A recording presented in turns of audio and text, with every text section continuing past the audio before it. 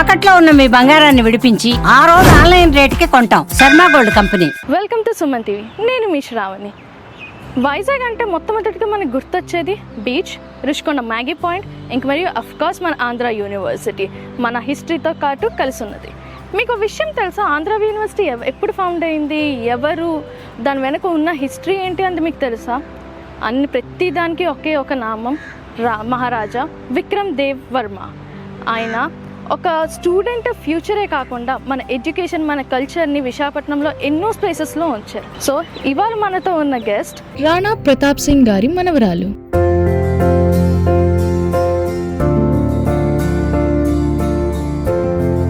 ఇక్కడే పుట్టారు, ఇక్కడే పెద్ద అయ్యారు విశాఖపట్నం డిస్ట్రిక్ట్ లో.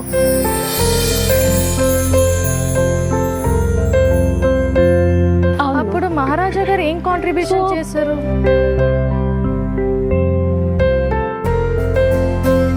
వారు చాలా చిన్నప్పుడు వాళ్ళ మదర్ పోయారు.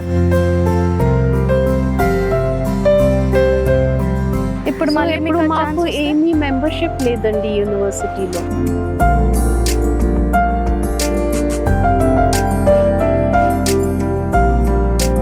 మహారాజా రామచంద్ర దేవ్ కి ఎప్పుడు పిల్లలు లేదు.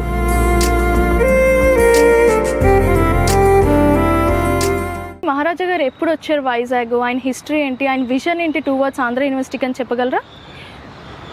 మహారాజా ఇక్కడే విశాఖపట్నం డిస్ట్రిక్ట్ లోని పుట్టారు. అప్పుడు శ్రీకాకుళం కూడా విశాఖపట్నం డిస్ట్రిక్ట్ లో ఉంది. సో మహారాజా అక్కడే శ్రీముఖలింగం టెంపుల్ ఉంది, అక్కడే శ్రీముఖలింగంలో పుట్టారా. ఆయన అక్కడే పెద్ద అయ్యారా. వారు చాలా చిన్నప్పుడు వాళ్ళ మదర్ పోయారా. వారు ఓన్లీ 9 సంవత్సరాలు ఉన్నారు అప్పుడు మదర్ పోయారు. సో వాళ్ళ ఎడ్యుకేషన్ అన్ని వాళ్ళ ఫాదర్ చూసారు. సో ఫాదర్ దగ్గర వారు సంస్కృత్, ఒడియా, తెలుగు అన్నీ నేర్చుకున్నారు. ఆ తర్వాత వాళ్ళకి ఒక ఇంగ్లీష్ ట్యూటర్ పెట్టారు. సో వాళ్ళతో ఇంగ్లీష్ నేర్చుకున్నారు. సో వారు పెద్ద అయ్యారు. అప్పుడు వాళ్ళ ఫాదర్ అక్కడే శ్రీముఖలింగంలో శ్రీకాకుళంలోని ఉండేవారు. వాళ్ళ బ్రదర్ గారు దగ్గర జైపూర్ వెళ్ళలేదు. సో వాళ్ళు ఇక్కడే పుట్టారు, ఇక్కడే పెద్ద అయ్యారు విశాఖపట్నం డిస్ట్రిక్ట్లో. సో ఈ ఏరియాకి వాళ్ళకి చాలా జానకారీ ఉండేవి. సో వాళ్ళకి విజన్ కూడా ఎక్కువ ఉండేవి. సో వారు సంస్కృత్ శ్లోకాస్ అన్నీ నేర్చుకున్నారా. ఈవెన్ బెంగాలీ లిటరేచర్ కూడా ఎక్కువ చదివించి వారు. సో వాళ్ళకి నాలెడ్జ్ చాలా ఎక్కువ ఉండేవి. ఆ తర్వాత వారు ఎస్ట్రాలజీ ఉన్నారు, బాగా అన్ని జాతకం అన్నీ చూసేవారు. సో వారు మహారాజా అయ్యారు. అప్పుడు వారు 60 yearsకి ఉన్నారా. సో మహారాజా వాళ్ళ ముందు మహారాజా రామచంద్ర దేవ్ పోయారా. అప్పుడు వారు ఆల్రెడీ 60 years అయిపోయారు. He was the next heir to Jaipur throne because Maharaja Ramchandra Dev ki ఎప్పుడు పిల్లలు లేదు. సో మహారాజా విక్రమ్ దేవ్ థ్రోన్ కి వచ్చారా. సో వాళ్ళని చాలా మంది కంటెస్ట్ చేశారు, ఎందుకు మహారాజా విక్రమ్ దేవ్ వేరే వాళ్ళని పెడతాం.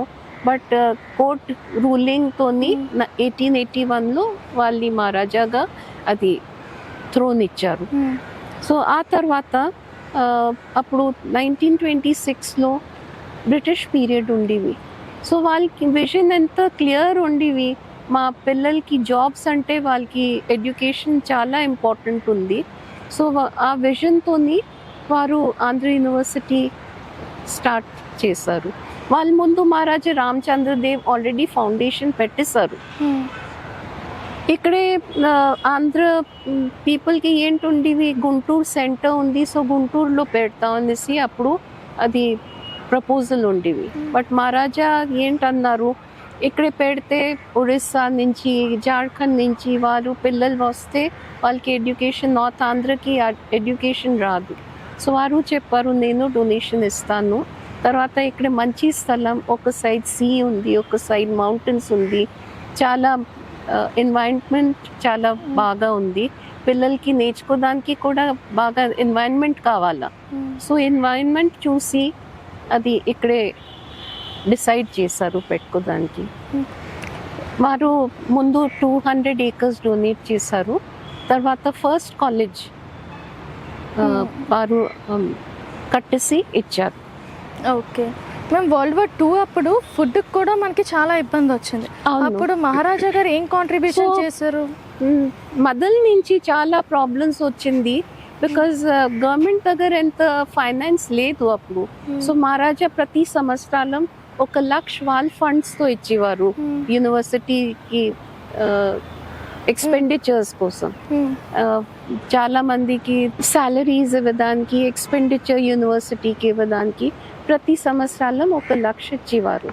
ఆ తర్వాత గర్ల్స్ స్టూడెంట్స్ కోసం చాలా దూరం నుంచి గర్ల్స్ స్టూడెంట్స్ వచ్చేవారు, వాళ్ళకి హాస్టల్ లేదు.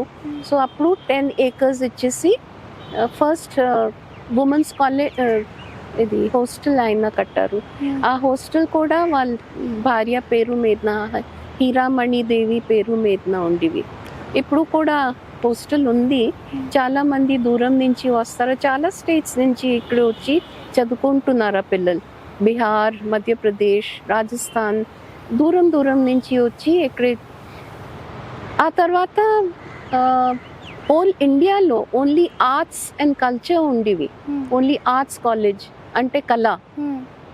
సో ఆయన because he was thinking further, he thought ఎందుకు సైన్స్ అండ్ టెక్నాలజీ కాలేజ్ పెట్టవు.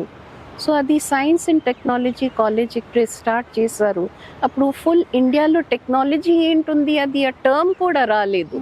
అప్పుడు ఆయన ఇక్కడ సైన్స్ అండ్ టెక్నాలజీ కాలేజ్ పెట్టారు with full equipment for the labs and all that. So తర్వాత ఏవియన్ కాలేజ్ ఉంది, అక్కడే కూడా ఆయన డొనేషన్ ఇచ్చారు. చాలా స్కూల్స్కి డొనేషన్ ఇచ్చారు. ఇక్కడే టెంపుల్స్ ఉన్నాయి, కృష్ణ మఠ్ ఉంది, అక్కడే ఆయన కట్టారు. పాండురంగ టెంపుల్లో ఆయన డొనేషన్ ఇచ్చారు. తర్వాత చాలా సంవత్సరాల వర్క్ టర్నర్స్ చోల్ట్రీలో ఆయన ఇచ్చారు. ఇంకా టౌన్ హాల్ ఉంది, అది బొబ్లీ మహారాజా గారు కట్టేసి ఇచ్చారు పబ్లిక్ మీటింగ్స్ కోసం. సో ఆయన చాలా సంవత్సరాలు దీనికి కూడా పేట్రన్ ఉన్నారు. అక్కడే విశాఖపట్నం క్లబ్ ఆయన స్టార్ట్ చేశారు. తర్వాత ఇక్కడే చాలా ఒడియా మంది కూడా వచ్చారు జాబ్స్ కోసం. సో వాళ్ళ కోసం ఉత్కల్ సమాజ్ స్టార్ట్ చేశారు. తర్వాత ఒరిస్సాలో కూడా చాలా మంది అడిగారు, మీరు ఇక్కడే ఆంధ్రలో కడుతున్నారా, ఒరిస్సాలో ఎందుకు లేదు. సో ఆయన ఉత్కల్ సమాజ్కి కూడా డొనేషన్స్ ఇచ్చారు. సో అట్ ఎ టైం ఆయన ప్రో ఛాన్స్లో ఉండేవారు. ఉత్కల్ యూనివర్సిటీ అండ్ ఆంధ్ర యూనివర్సిటీకి అట్ ఎ టైం ఆయన ప్రో ఛాన్సలర్గా ఉండేవారు. మ్యామ్ ఏదైతే అన్నారో ఇప్పుడు మనకి హాస్టల్ కూడా గర్ల్స్ హాస్టల్ని కూడా కట్టారు అని, సో దానికి మీరు ఏమైనా చార్జ్ చేశారా అప్పుడు, లేదంటే ఇప్పుడు ఏమైనా చార్జెస్ ఉన్నాయా, లేదంటే it's only for the foundation? Donate చేసేసారు, యూనివర్సిటీకి డొనేట్ చేశారు. చార్జెస్ ఏమీ లేదు, యూనివర్సిటీ చార్జ్ చేస్తారు వాళ్ళతో. అయితే ఇప్పటికొచ్చి మనకి మహారాజా సార్ ఏవైతే ఫౌండేషన్స్ చేశారో దాన్ని బట్టి మనకి ఇన్ రిటర్న్ మీకు ఇప్పటికి ఏం రావట్లేదు? అప్పుడు సెనెట్ మెంబర్ ఉండేవారు, కానీ ఇప్పుడు సెనెట్ మెంబర్షిప్ డిమాలిష్ చేసేసారు. ఇప్పుడు మళ్ళీ మాకు ఏమీ మెంబర్షిప్ లేదండి యూనివర్సిటీలో మా ఫ్యామిలీకి. మళ్ళీ ఇప్పుడు మీకు ఈ మెంబర్షిప్ సెనెట్ మెంబర్ కింద రావడానికి మీకు ఒక ఛాన్స్ వస్తే మీరు మళ్ళీ వెళ్ళి ఏవైనా డెవలప్మెంట్స్ కోసం చూస్తున్నారా, లేదంటే ఏమైనా చేయగలరా మీ స్టూడెంట్స్ కోసం? We want to follow what he has already done. So మా కాంట్రిబ్యూషన్స్ చిన్న ఉంటాయి, వాళ్ళతో చాలా తక్కువ ఉంటాయి, but we would definitely like to contribute something to the university. And ఫ్యామిలీలో నేను ఫస్ట్ స్టూడెంట్ ఇక్కడే, నేను ఎంజేఎంసీ చేశాను, LLM చేశాను. సో ఫ్యామిలీలో నేను ఇక్కడే చదువు. మహారాజా గారుకి కూడా డాక్టరేట్ ఇచ్చారు, సాహిత్య సమ్రాట్ పదవి ఇచ్చారు ఆంధ్ర యూనివర్సిటీ నుంచి. తర్వాత సర్వగుణ నిపుణ్ అది సర్టిఫికెట్ ఇచ్చారు మహారాజా గారుకి, because he was efficient at so many different cultures. Music అయినా సరే, పోయిట్రీ అయినా సరే, ప్లేస్ అయినా సరే. He was a prolific writer, orator, and he was well versed with 5-6 languages. మీరు వైజాగ్ పబ్లిక్ ఈ లెగసీ గురించి చెప్పాలి అనుకుంటే ఒక మాటలో ఏమని చెప్తారు? వైజాగ్ లెగసీ అంటే beautiful city, and it has grown so big నేను పెళ్లి చేసి వచ్చాను. ఆ తర్వాత వైజాగ్ గ్రోత్ చాలా అయింది 87 నుంచి. సో అది కూడా because of education and industries that have come up and of course navy, Indian navy, the port and all the infrastructure that the government has given. Steel plant okate undi. Now of course the pharmacies have come up. There's so many hospitals. Ikkade hub ante ippudu health hub అయిపోయింది. So చాలా మంది దూరం నుంచి ఇక్కడ వచ్చి treatment కోసం వస్తారు. Education wise also గీతం యూనివర్సిటీ ఉంది, ఆంధ్ర యూనివర్సిటీ ఉంది అండ్ స్కూల్స్ కూడా చాలా వచ్చిందా ఇక్కడ. So education from every point it is good and నా ఐటీస్ కూడా డెవలప్ అవుతున్నారు. సో మీకు ఎలా అనిపిస్తుంది? ఎడ్యుకేషన్ డెవలప్ అయింది, ఐటీ డెవలప్ అయ్యి మహారాజాస్ స్టార్ట్ చేసినప్పుడు ఎంతమంది స్టూడెంట్స్తో స్టార్ట్ చేసి అండ్ ఇప్పుడు కూడా చాలామంది స్టూడెంట్స్ ఆంధ్ర యూనివర్సిటీలో చదువుకుని మెయిన్లీ పెద్ద విదేశాలకి వెళ్ళి చదువుకుంటున్నారు. So it was a small step taken by him but which has grown so wide and vast. ఇక్కడి నుంచి అమెరికా వెళ్ళారు doctors, lecturers, like scientists. C V Raman garu కూడా ఆంధ్ర యూనివర్సిటీ ప్రొడక్ట్ ఉన్నారు.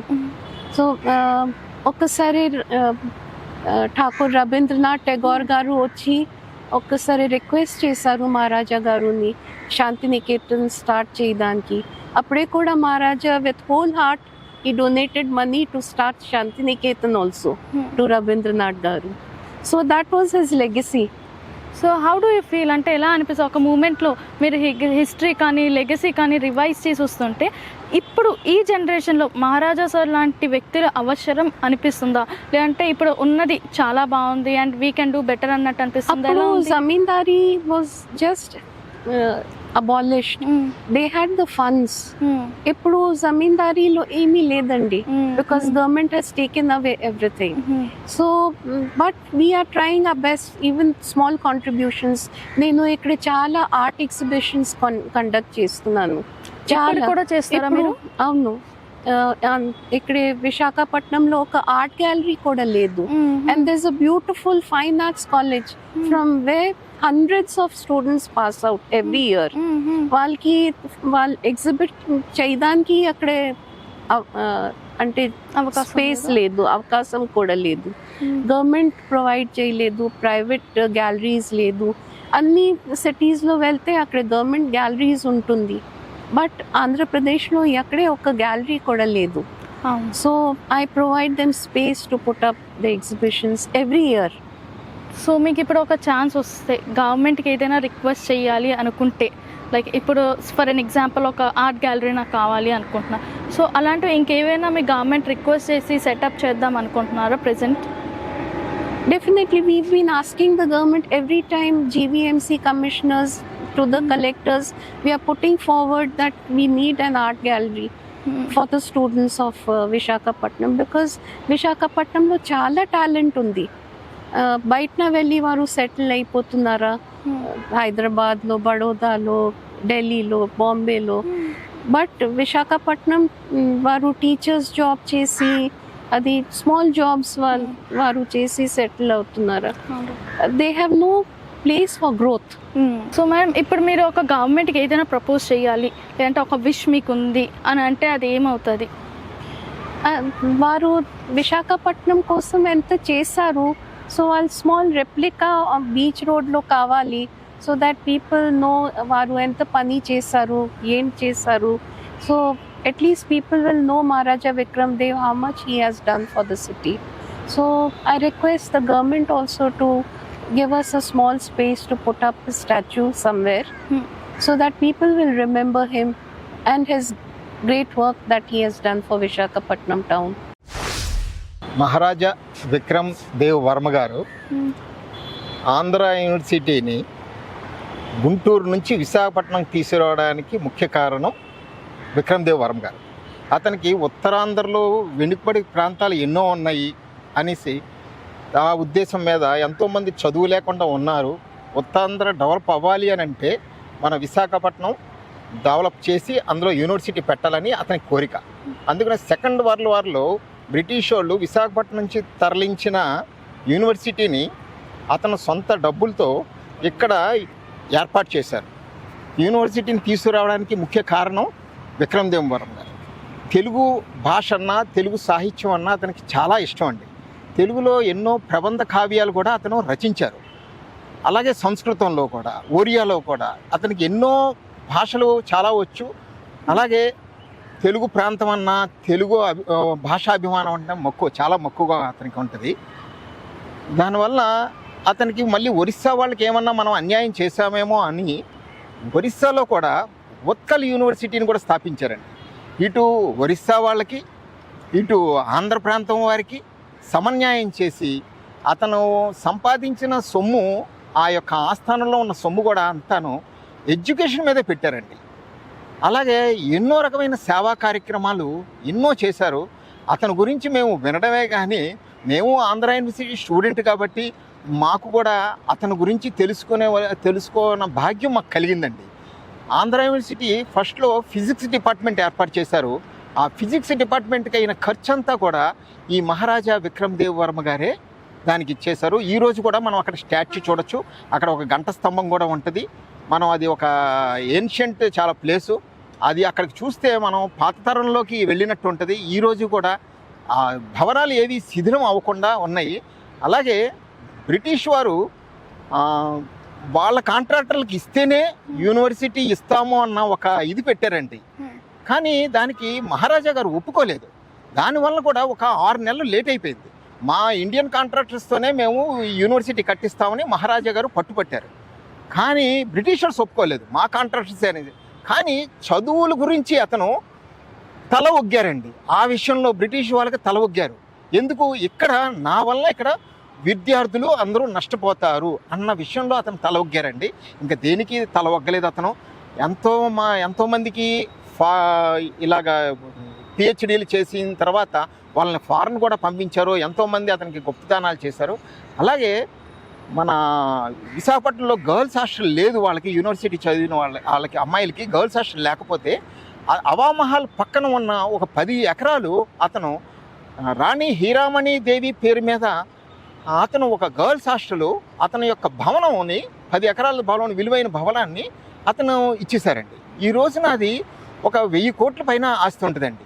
అతను డబ్బుల గురించి ఎప్పుడు చూసుకోలేదు. అలాగే విశాఖపట్నంలో అతను చాలా మటుకి ఉత్కల్ సమాజ్ ఏర్పడడానికి కూడా మన జైపూర్ మహారాజే కారణం అండి.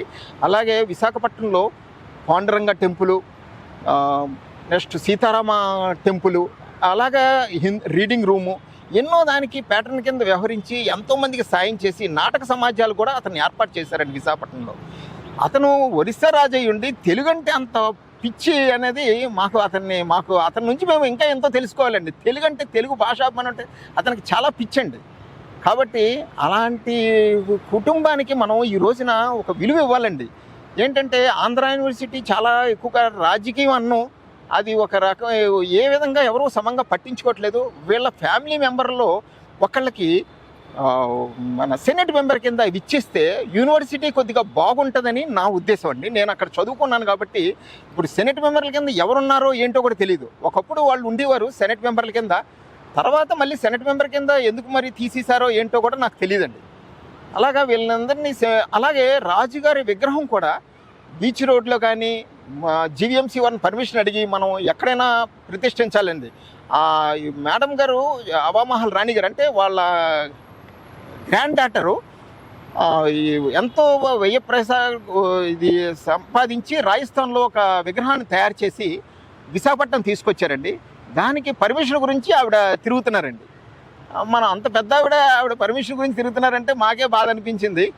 మరి అది విగ్రహాన్ని ఇక్కడ స్థాపించాలని, అందరికీ తెలియాలని, ఈ రాజుగారి గురించి తెలియాలని, అలాగే 2 రాష్ట్రాల యొక్కలకి తెలియాలని, అలాగే పెద్ద వాళ్ళు కూడా ఇక్కడ వెంకయ్యనాయుడు గారు ఇంకా చాలామంది ఎంతోమంది చదివారండి.